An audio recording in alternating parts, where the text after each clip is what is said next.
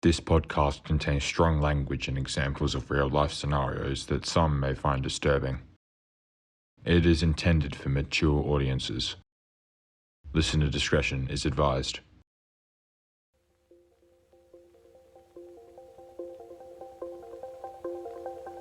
Today's guest is Graham Ellis.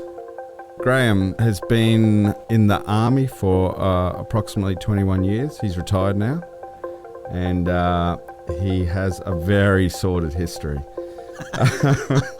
So you'll notice there's a slight twang in that voice. Yeah. So we'll quickly cover off on that. I'm not Irish. Not that there's anything wrong with that. Not that there's anything wrong with that. It's been a long time since I saw Graham. We're on an SOTG, or Special Operations Task Group. Gotta go with the full word, not the acronym. Yeah, top bloke, and I've been lucky enough to snag him for a chat. This is the Virtus House Kennel Kast. How are you, Graham? Good, mate. It's been too long. Been a long time. Far too long, mate. Aye. Yeah. We'll quickly cover off on Graham's early time, and then we'll hit straight into the military side of things. Welcome. Mate, good to see you. Like I said, great to see you. You've come up to the coast. Yeah. Brilliant. Yeah, love it up here. Brilliant. How good's that? I got to get up here. If I was earning your money, I'd be up here. Drugs are good, man. What, taking them or selling them? Both,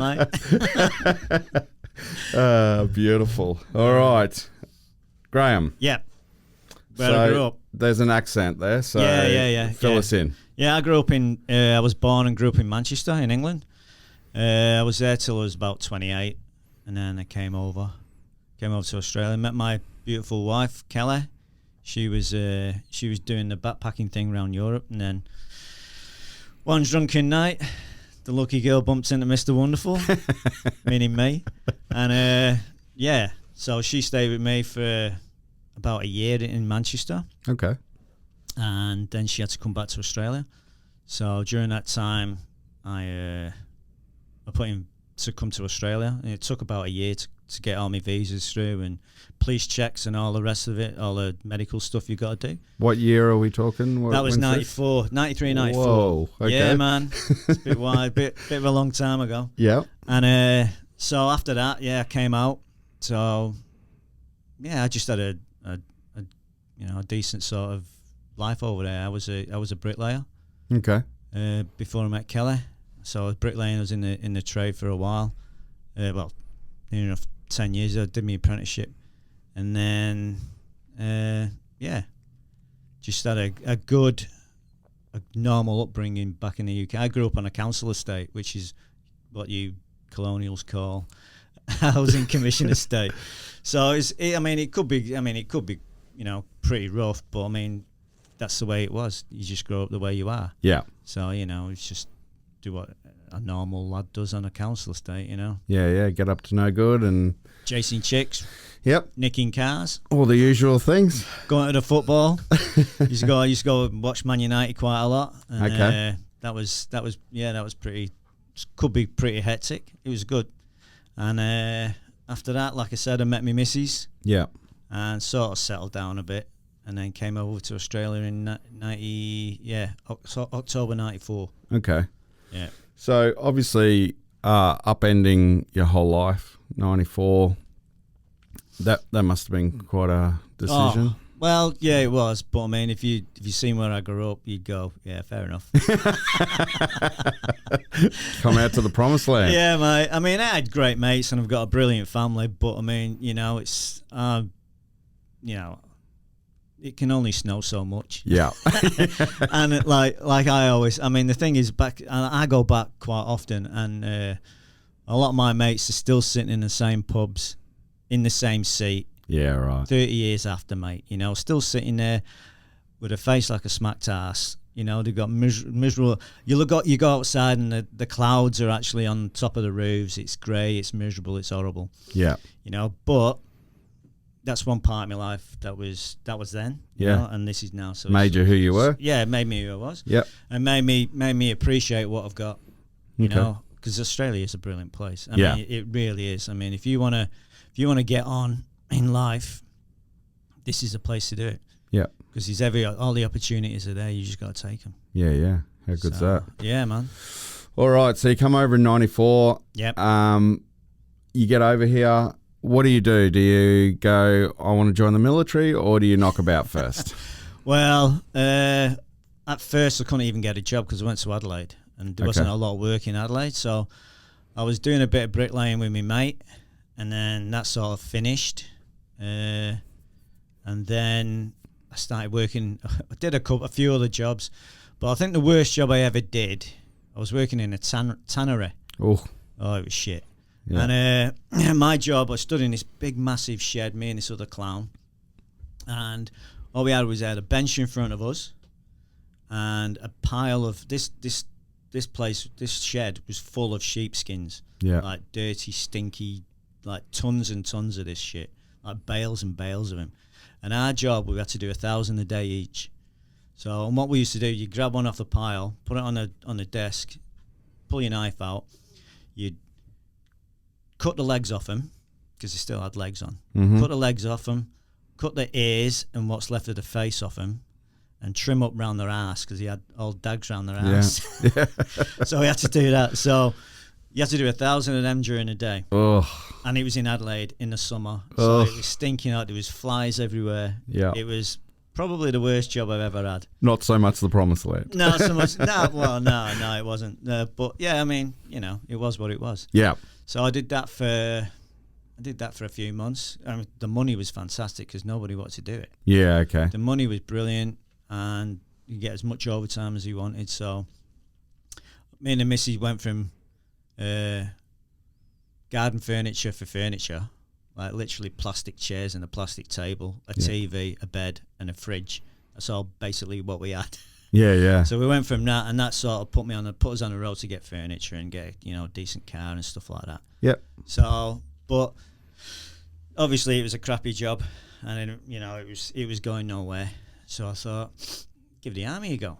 Okay. So just before you go there, no military history in your family, No. in the background or anything? In the family, yeah. I mean, obviously, Second World War. My dad did his national service just after the Second World War.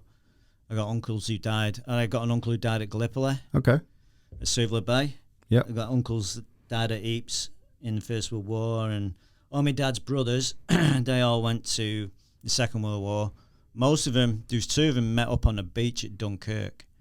Serious? What is there's 300,000 blokes on that beach. Yeah. And these two of my uncles bumped into each other from different regiments, Bloody hell. and they both got out.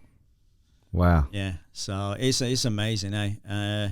So there's some background there. There's a bit of, I think most British families, these military background, these obviously Back then. Back then. It probably is not now, but yeah, back then. I remember going years ago, growing up as a kid, all my dad's mates was all ex-Second World War, Korea, things like that. Okay. And he had a mate called Joe the Pole. And I was like, when he got older, I was just like, he called him Uncle Joe. He was in the German army. He was Polish. He was Polish. So when the Germans went into Poland, they grabbed him and went, you can either go to a prison or a war camp, or you can join the army. So he joined the German army. There you go. And he fought on the Russian front with the Germans. Oh, wow. Yeah, and then they transferred him to Yugoslavia near the end of the war. So he's fighting Tito's partisans. And he told me, he goes, I had to get out of there. He goes, because the German army was getting smashed. Yep.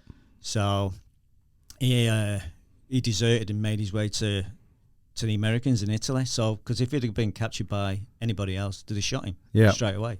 So yeah, he managed to get his ass over to Italy, and the Yanks got him, and then he went living on a council estate in Manchester. There you go. Yeah, it's crazy, mate. Eh? That is crazy. So yeah, he's a good bloke. So was it in the back of your mind at all, or not really? It never had really surfaced? I knew I was going to be a soldier. Okay. Always. Yeah, I knew right. it as a kid. Because when I grew up, we always had the Northern Ireland Yep. thing going on in the UK. Yep. Then we had the Falklands, we had the Gulf War, and like I said, all my dad's mates was all in the defence, well, in the army. Yep. And we had a few lads. My next door neighbours, their sons went off to Northern Ireland. So I knew, and Vietnam, surprisingly enough, Vietnam was on the TV as I was growing up as a kid. Yeah. Okay. I remember sitting there and watching Vietnam. Yeah. The Americans bombing the shit out of Vietnam. Yeah. I remember that. So just in your psyche. Yeah. So it's in yeah. I there. mean, yeah. And the thing is as well, if you've ever, Australia's not really ever had this. We're lucky we've never had this, but we've never had a total war. Like, I'm not saying the Falklands or the Gulf War was a total war, but when there's a war on and most of your defence force it's on TV every night, every single night, and it's on for an hour. Yeah, right. And I grew up like that. I grew up watching, so I got conditioned basically. Yeah. I basically got conditioned into joining the army. And years after, I didn't join till I was 28. Okay. So, yeah, I joined when I was 28. I was like, shall I do this? Oh yeah, give it a dig. Yeah. You can, I can always tell them to stick it and get on the train. What are you going to do? Put me in jail? I could see you doing that actually. Yeah. So yeah, I went to Kapuka, and I actually enjoy Kapuka because basically you don't have to think. Yeah. You really don't have to think. It's just do what you do what you're told when you're told to do it. Yeah. And Did that accent get you into trouble? Oh mate, I'd like to tell everybody I'm personally responsible for Gallipoli. Serious, the troop sergeant, he was a prick. Seriously, mate, he made me stand up. We watched, you know when you do that, mate. I don't know if you did it when you went through, but when before you do like the bayonet training, you get you all cheered up and all the rest of it, blah blah blah blah, and they'd take you in a room and you'd all sit there and you watch that film Gallipoli when they all run over the top at the end. Yeah, you watch that. And if you actually watch it, it's an English bloke that goes, "Oh, go over the top, chaps." And then this troop sergeant made me stand up and go, "Watch this." And I'm standing there, and there's 50 odd of us in my platoon. And I'm the only knobhead stood up. And I thought, "You fucking prick, you dickhead." Yeah. So I got a bit of grief about being a POM. Yep. And everybody, that was my nickname while I was in the defence force, in the army, because obviously nobody's got an imagination, and nobody cares that my name's Graham. Oh, I knew you was POM before I knew you was Graham. Mate, so. everybody does, mate. Yeah. Everybody does. So I used to get a bit of grief, but it never used to bother me. Yeah. It really didn't bother me. Yeah. So, I got thick skin. Yeah, cool. So I did Kapuka, and then finished Kapuka and went to engineers. Okay, engineers in Sydney. Yeah, I went to SMA, School of Military Engineering. Okay. So I went and did that. So I got posted there, and I had to wait for an initial employment course. Okay. So that's your basic combat engineer course. So that's your base training engineers is combat engineer. Okay. And then you can pick whatever you want. You specialise. You specialise, yeah. yeah. Okay. So I got sent there. So what year are we talking? So you went to Kapuka in 95? 94. So I went to Kapuka in November 94. Yep. And I got out of there, I don't know, February. Okay. Yeah, whatever it was. Whatever it was. And then went to SMA. Yep. School of Military Engineering. Went there in 95. Yep. So I spent about a year and a bit there waiting for a course and doing a course. Eesh. Yeah, because I think the course is about 4 or 5 months long. Yeah. So I was waiting for a course because, there was a big backlog. So I was waiting. So they put me in a transport yard. Okay. So I'm working in a transport yard, which I didn't mind because it's to do with trucks and stuff. Yeah. And I got a load of licenses from that. Yeah, so, nice. Yeah, so it was all right. And it's a good bunch of people. Yeah. So, and I'd see the doggies coming in and out. Ah, the dog handlers. Yep. Because that's where they kept their dog truck. So I'd see these lunatics coming in and out, and I'd go, "What are these blokes doing?" And they'd walk around with Labradors and all kinds of stuff. And I thought, that looks like a cool job. Yep. I wouldn't mind doing that. And then I finished my combat engineer course. Yep. And got posted to 1st Combat Engineer Regiment in That was in Darwin? that's in Sydney. Sydney, but yeah. with one of the squadrons was in Darwin. Oh, okay, At sure. Larrakia. That was Yeah. before 1CR went up to Darwin. So Yeah, that would right. have been 97. 96, 97. The end of 96, start of 97. Yeah, probably. okay. So I went up there because they had all these drivers courses. They put me in a transport section. So I did that, and I wasn't happy doing that because it was shit. Yeah. And I didn't really want to do that. So I transferred into be a dog handler. Okay. And he went, nah. It's not as simple as just putting in a transfer and going, is it? No. It took me years. Yeah. They lost my shit 4 years in a row on purpose. Now that's the military, I know. On purpose, Yeah. mate. On purpose. Yeah. Like literally, I got told. Well, it's a very long story, but I won't bore you with it because it will take you ages. But basically, my squadron sergeant major was an ex-dog handler, Okay. and me and him got along together because he's a short ass like me. Yep. And he said to me, he goes, "Look, mate," he goes, I'll give you a plant course instead of a dog course." I said, "I want a dog course." He goes, "You'll go nowhere." He said, "You won't do anything, you'll go nowhere. It's a dying trade." He said, blah, blah, blah, blah, blah. And I went, he goes, "And I won't give it you. You won't get it. I'll make sure you don't get it." Really? I went, "Thanks, mate." I thought, "Not mate, thanks, sir." Yeah. Like you do, because you've got to do that. Yep. You've got to placate these people and be nice to them. Of course.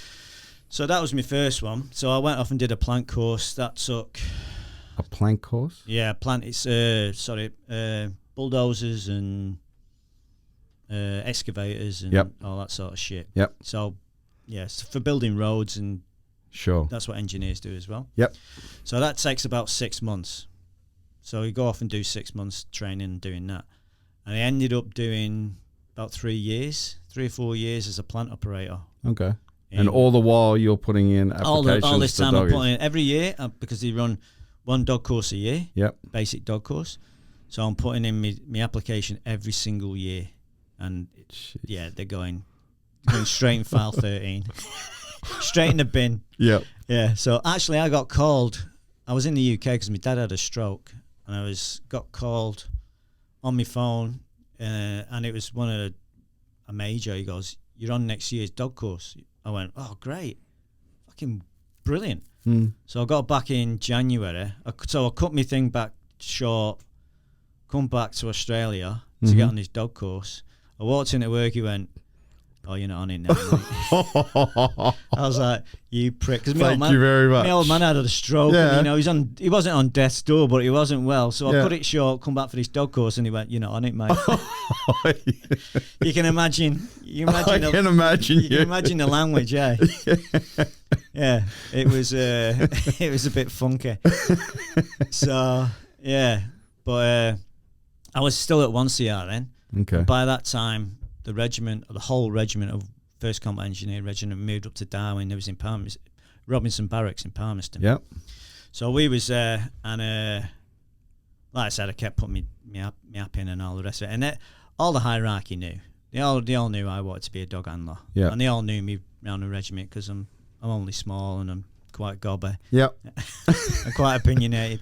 And I was in the boozer one day because they have on a Thursday afternoon.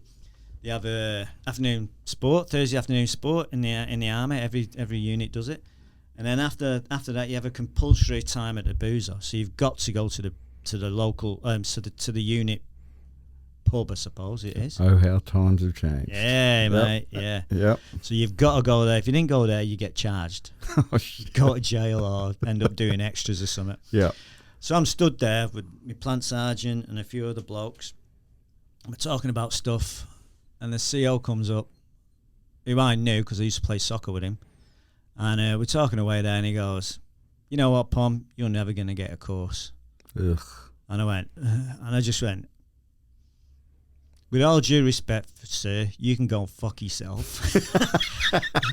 Because my old man told me, I don't know why I listened to my old man. That sounds like bad news. Because he spent 8 months in Colchester Army, Nick, when he was in the army.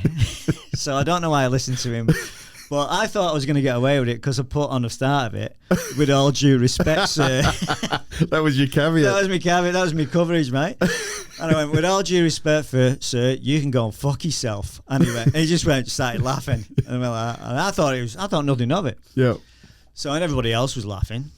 So I turned around, so I went home, that finished, I went home to my house, and I got a phone call from my troop sergeant. He goes, POM? I said, what, mate?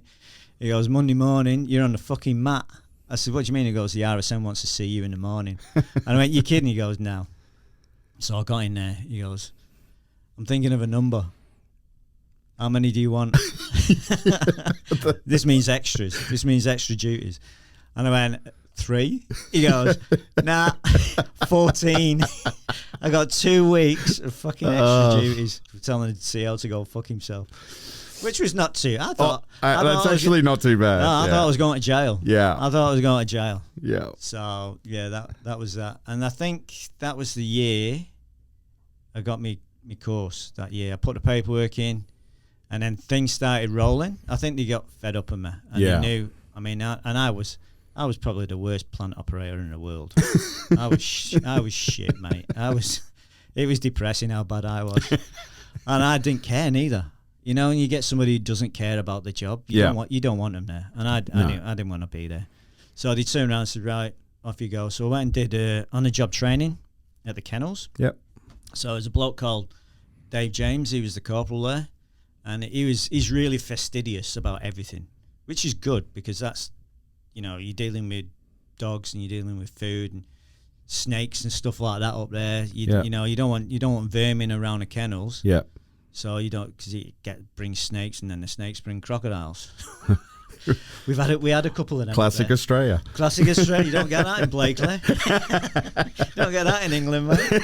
Oh, what happened? Oh, there's a fucking crocodile there. Seriously, there was a crocodile at work. Bloody I was hell. at once here. It was underneath one of the trucks. They had to bring the croc catchers in. Yeah, right. Yeah, That's crazy. Yeah, 3 o'clock in the morning, mate. I'll be honest, I did 4 years up there. I never saw a croc at You're the dog joking. section. So No. We didn't see it at the dog section. That was at the transport section. Oh, okay. When it was a planted. Yeah. Yeah, They had a crocodile in it, a salter, about 2.5 meters salty in the yard. You can keep that. No, you can keep that. Yeah. I was like, nah. I did my OJT on the job training. So they brought in this thing on the job training. You need to pass all the standards of efficiency. You need to know all. We have a book for doctrine. So it's everything you need to know about being a dog handler and what they teach you on the course. Yep. And one of it's standards of efficiency in the role and all this sort of stuff that you need to know. And while I was doing it, they brought this thing in. The first course, anybody who goes on a course needs to know all this before you go on your course. Right. So there's me and this other bloke, Brad Rogers, his name was. So me and him was going for the course. It was like a competition. So we had to know all the standards of efficiency and everything like that. And we had to do a beep test. We had to get a certain amount and beep test and all the rest of it, which was great. I thought this is fun. This is really professional. This is brilliant. Yep. I really thought of that because I was in the plant troop and there was all big fat bastards. Yeah, okay. You know, Yep. Sitting on dozers and sitting on stuff. dozers, drinking Coke and eating pizzas. Yep. You know, whereas I wanted to push myself a bit further. Sure. So yeah, we did that, and I passed it all, and then you had to have an interview with the chief trainer over the phone and all this. it was you had to go an extra mile, but it was good. Yeah. So and then I got my course in the start of 2001. Oh wow, that you put in some time there. Put in some time, yeah, trying to get, because during this time the Olympics was on, so all the EDD teams, explosive detection dog teams, it was all in Sydney in one place. Yeah, right. So they took them all the regiments, and all went there to do the Olympics. Okay. So I was trying to get my ass down there. I bet you were. But I didn't get anywhere near it because I was in a place called Mount Bundy Yeah, in right. the Northern Territory, choking on flies and mosquitoes, building roads. Oh, it was shit. Yeah. But yeah, I ended up 2001 doing my dog course. Okay. Yeah. So, 2001, in history, pretty big year. Yeah.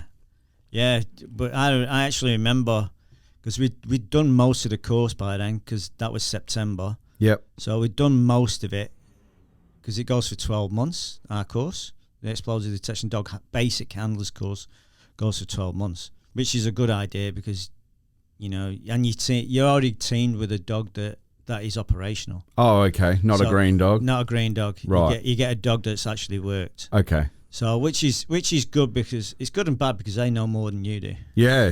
Yeah. No. I get it. It's a bit intimidating when you've got a dog that knows more than you do.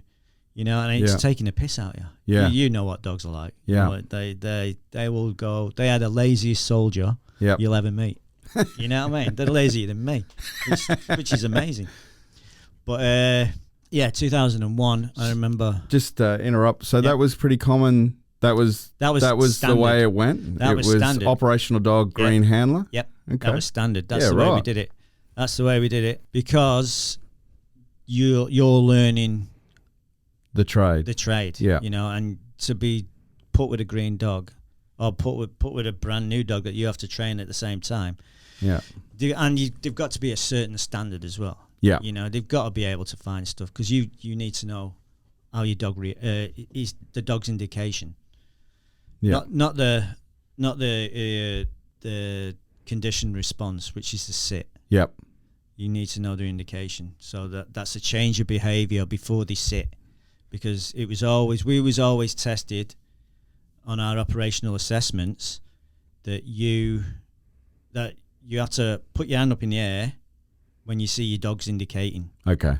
Rather than its response, because if your dog goes active, you're looking for a fucking bomb. Sure.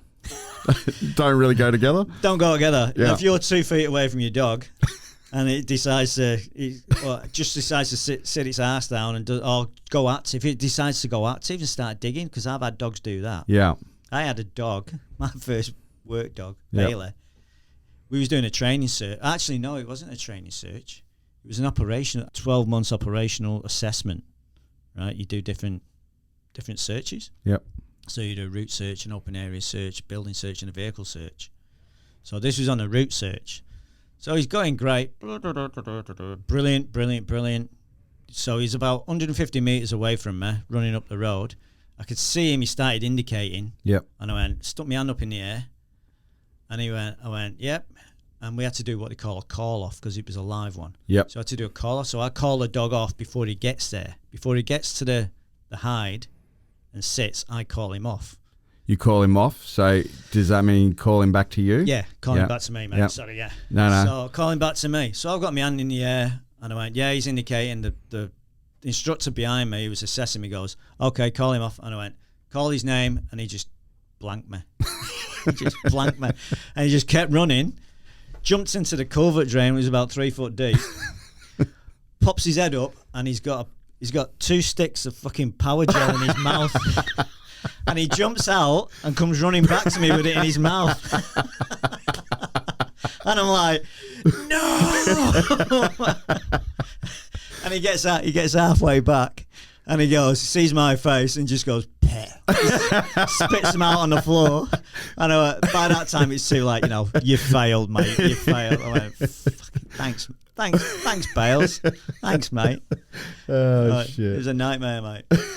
But yeah, getting back to 2001. To the course. Yep. Yeah. Oh yeah, it's getting back to 9/11. Yep. I just like I said, I don't watch the TV. Yep.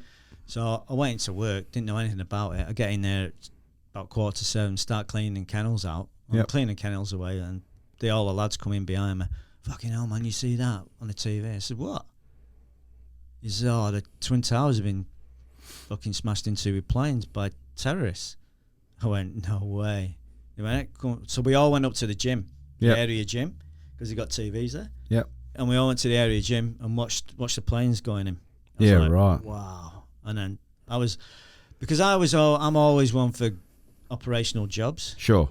And it sounds awful, but I went, fucking brilliant. No. We're going to get on. This is going to be a war. Yeah. We're going to get involved. You join the military. It's strange if you haven't been in the military. It's strange, but you join the military because you want to do the job. Yeah. Yeah.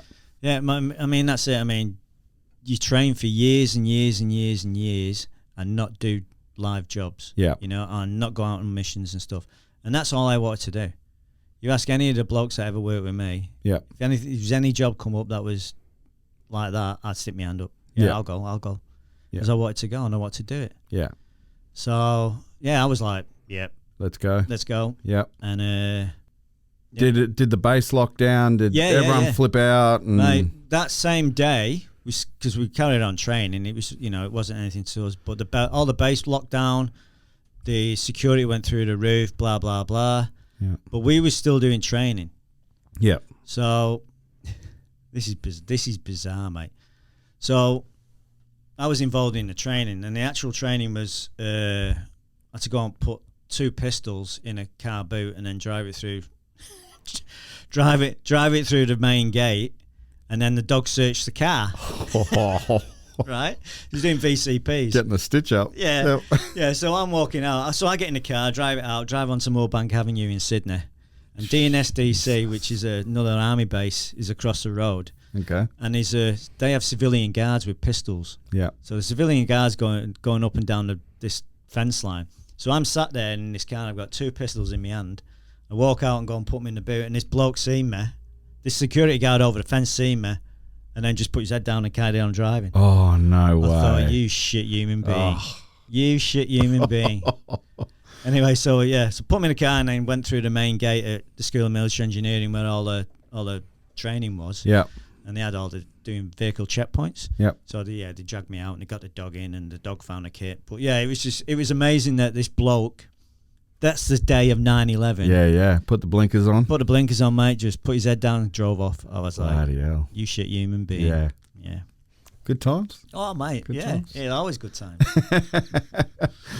All right. So for you as a trainee, life doesn't change that much. No. 9/11. So you just keep going. Yeah, mate. We just finished that year. So we just so that year we just carried on. We didn't really do any jobs with the police or anything. We just finished our training. I got posted to the school. Yep. Hang on. Whoa. Sorry. I got posted to a School of Military Engineering. Yep. Before you go on. Yeah. So you've got your working dog. Yep. Bailey. Yep.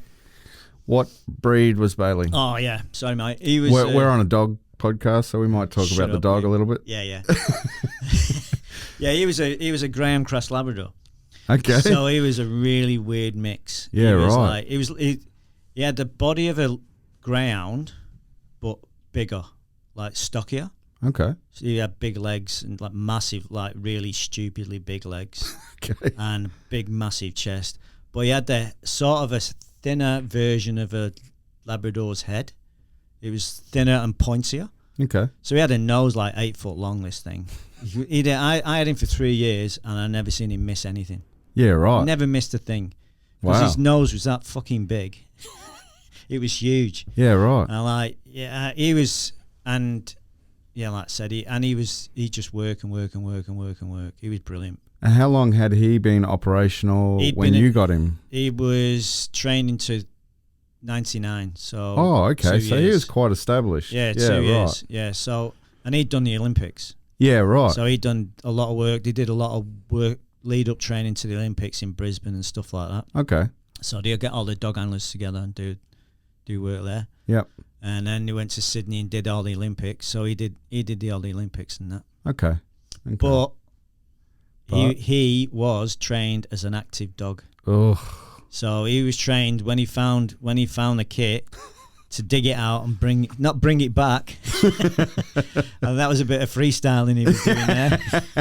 Not bring it back, but just dig it up. Yeah. So then they had to retrain him for the tennis ball. So yeah, right. Like when he finds the kit, when he finds what he's looking for, the explosive or weapons or ammunition, he responds by sitting on his ass. Does a passive response. So he sits on his ass, and then he gets delivered a tennis ball. Okay. So he had to be retaught that. Ooh. But every now and again, he'd have a brain fart because he's only a sweet little Labrador. Yeah. And he'd have a brain fart, sweet little Labrador, my ass. We'll get to that. We'll get to that. And he'd have a brain fart, pick it up, and then that's all bad. Once it's their foundation, that can be hard to get rid of it. Yeah. Yeah. It's like it's trying to get him to. It was very rare that he'd do it, but he did do it occasionally. Sure. Yeah, but we got him we recruited him from I didn't recruit him. The guy who was my section commander, I did my OJT with. Yep. Up in Darwin. Yep. He recruited Bailey. There you go. And yeah, he went to this old woman's house. Okay. And there was 2 of them living in there. 2 old ladies living in this house. Yep. And Bailey was there. He was only young, and he had 2 different names because these crazy old women would call him. One called him Bailey, and the other one called him something else. Like you do. Split personality. Yeah, psychopath.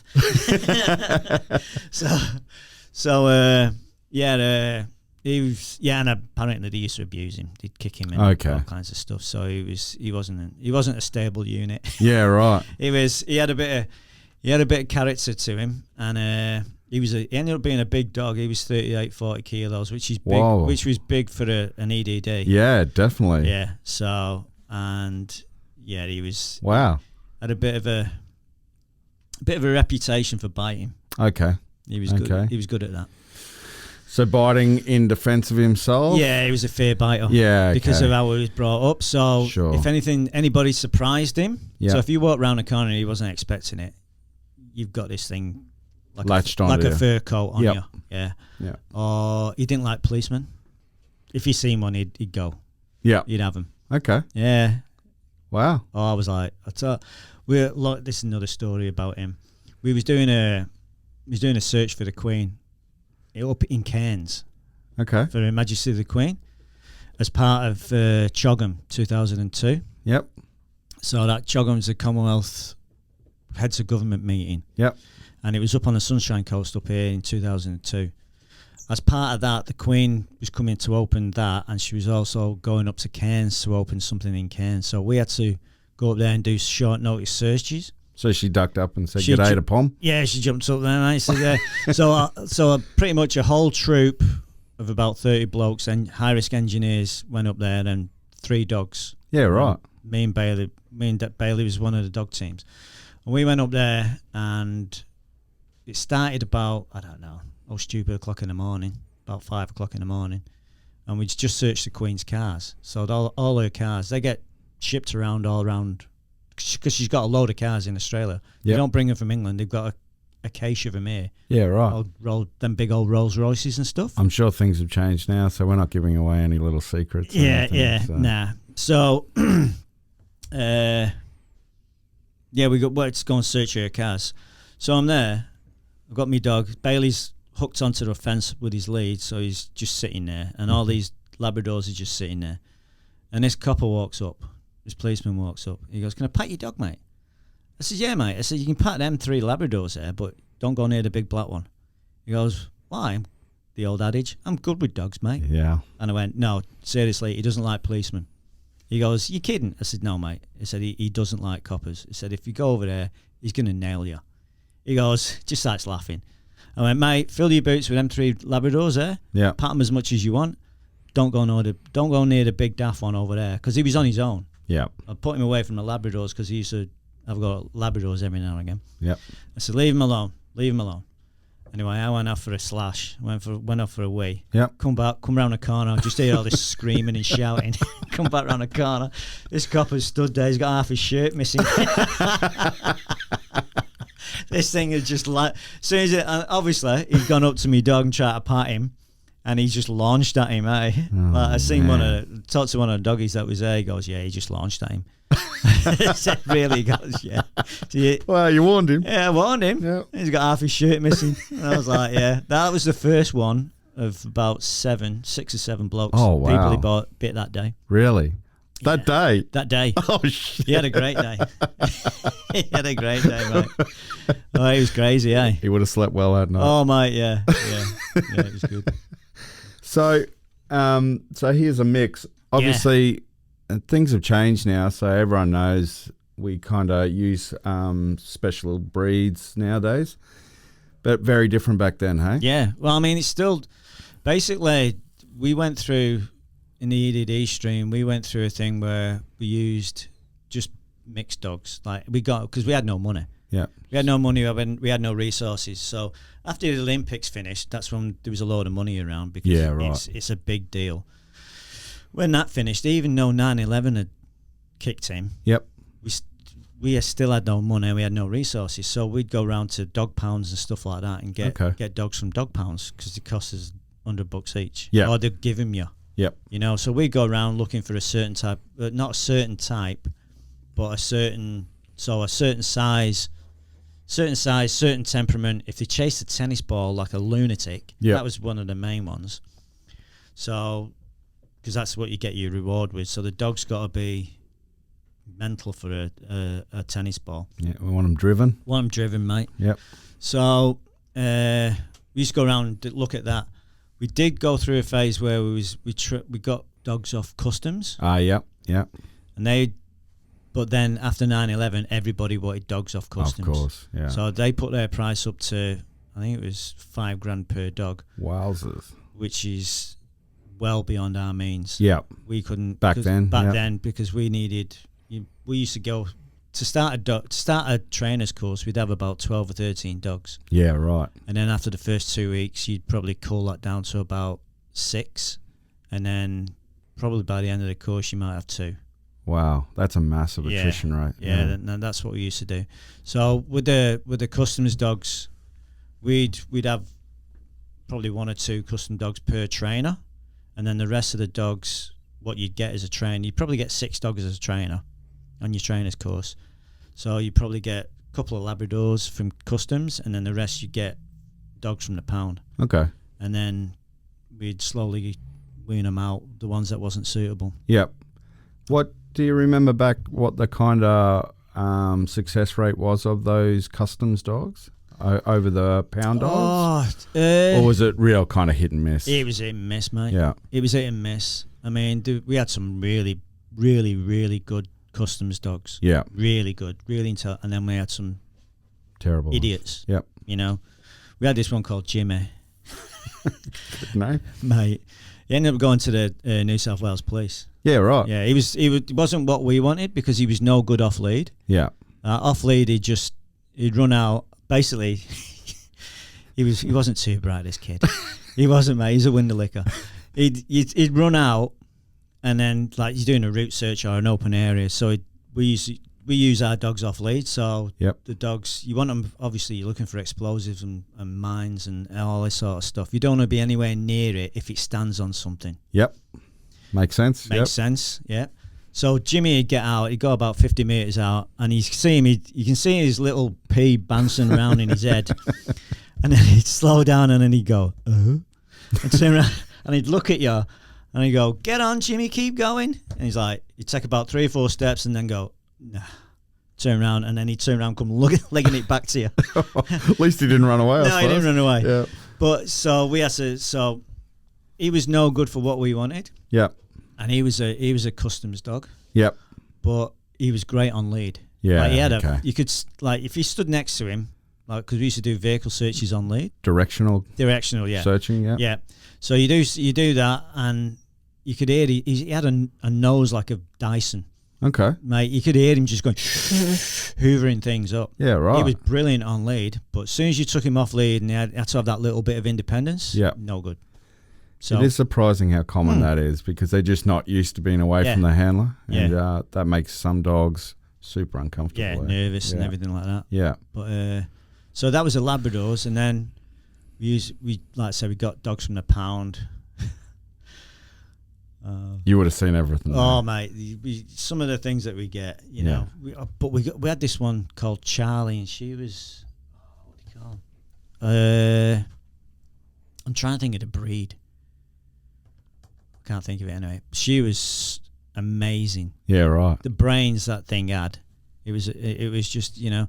But because there's a couple of mistakes somebody had made during her training, she ended up being unsuitable because she was too smart. She knew what we was going to do 4 steps before we did it. Yeah. So she would alter her behaviour, and then it just made it impossible to get, retrain her again. Oh, wow. Oh, she was brilliant. She was a really clever dog, eh? What happened to her? She got given to somebody at the school. Oh, okay. Yeah, I mean that's so not a search dog at all. No. Right. So that's what we do. I mean, if you don't work out, I mean, basically the first 2 weeks of the trainer's course is teaching them to sit, stay, come down, leave, all basic obedience. Yep. and basically doing agility and stuff like that, and doing scent imprinting. Your first start of imprinting of scent is in the first 2 weeks. Yeah. And then you get tested after the 2 weeks, and if they're good to go, then you go on to the next phase of training. If they're not, we put them on the Army intranet. Okay. And we advertise them on there, and basically within 10 minutes they're gone. Yeah, yeah. Somebody comes and gets them, or somebody writes an interest and saying, Yeah. I'll definitely have the dog. Oh, great. So that's what. So none of them. I think there's only ever one dog been put down. Yeah. And that was because in my time that I remember, and that was because it'd been given away, and then the people who gave it to, the dog developed cancer. Okay. While they had it. Yeah, right. And they didn't want to pay for it, so they just brought it back and dumped it at the front gate. Oh. And this poor little dog was just riddled with cancer, and they hadn't done anything with it. They never took it to a vet or anything. Oh dear. Arseholes. Yeah. So unfortunately, that dog was too far gone, so we had to take it to the vet to get put to sleep. Yeah. Okay. And I cried like a 9-year-old girl. Yeah. Yeah. It's horrible, eh? Yeah. It's horrible. Yeah. That's the first time I ever put a dog down, and you never get used to it. Ever. Yeah. Never get used to it, eh? This Yeah. poor little thing. But so then we went and started. I think we started more going in for working breeds, Okay. like pure working breeds. So Sure. we'd still get them from pounds. Okay. Because but you're looking for. But we are looking for certain breeds, which is something new. What are you looking for? Breed wise, we're looking for border collies. Okay. Not so much Labradors, border collie lab mixes. Yeah. Kelpies, Spaniels, Springer Spaniels, Cocker Okay. Spaniels. Yep. Just working dogs. Yep. Or mixes of all them. Right. You know, if they've got Kelpie in them, if they've got border collie in them, if they've got something like that, we'll take them and see how they go. Right. And we had a real good success rate with that. Awesome. Brilliant. Some of the dogs that we had, some of the best dogs we had, was from dogs' homes. Okay. We got them for about $100. Oh wow. So yeah, and then just before I got out in 2016, they started trying to start a breeding program. So that didn't, and I turned around and said, look, this isn't going to work because we've not got the staff, we've not got the resources. People don't realise how big of a beast that is. Mate, yeah. And it is. We ended up getting a litter of Springer Spaniels, and 2 litters. There was like 19 dogs. There was a huge amount of puppies. Wow. And them puppies, we didn't have the people to do anything with them. You No. know what I mean? And it was just murder, mate. You know, so I don't know. Somebody got some nice puppies. Yeah, yeah, yeah. Yeah, it's and I mean, I was always dead against it because we didn't have the people to do it. No. But the bloke in charge wanted to do it, so we did it. Yep. And unfortunately, it didn't work. Yeah, yeah. And now I think they're still going. I think they still go to. Well, I think that the guys at the kennels still go to the pounds to get dogs. Okay. Oh wow. So you know, it gives. I mean, I'm all for that. Yeah. Because it gives them dogs a second chance. Of course. You know, yeah. and they can get. You know, my dog. Well, all my dogs that I had, they all had great long lives. You know, chasing tennis balls, eating smackos, and how good. You know, running around like dogs do. Yep. You know, otherwise it'd have been dead. Yeah. Which is no good, eh? That's great. So, quick question then. Yep. Obviously, you see in Australia, obviously I'm on the bite side of things, but for a while there, with SOTG and stuff like that, we did dual purpose and that, but you see them out of the States. They're mostly Belgian Malinois and German Shepherds. Yeah.